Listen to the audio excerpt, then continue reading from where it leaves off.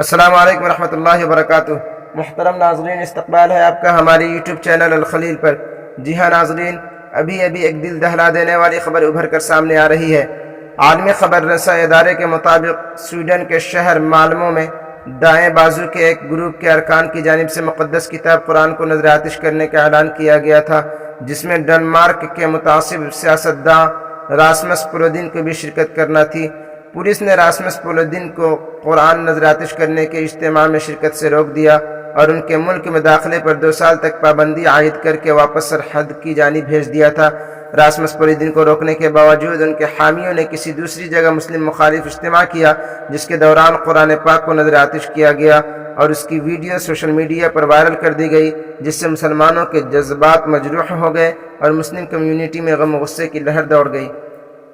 مسلمانوں کی کثیر تعداد نے سویڈن کی سڑکوں پر احتجاج کیا، جس کے دوران پولیس کی جانب سے تشدد کا راستہ اختیار کرنے پر احتجاج پرتشدد ہو گیا اور مشتعل ہجوم نے درجنوں تنصیبات کو نذر آتش کر دیا۔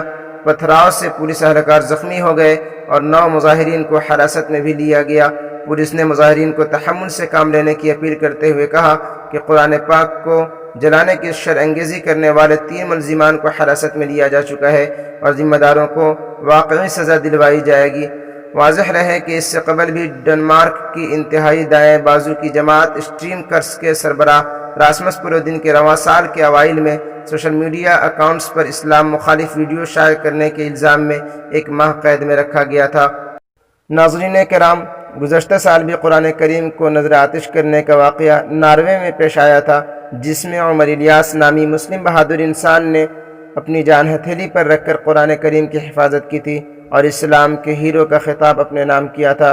اسلام کو اسی طرح کی بہادری کی ضرورت ہے۔ ناظرین، ان تمام خبروں کو آپ کس طرح سے دیکھتے ہیں؟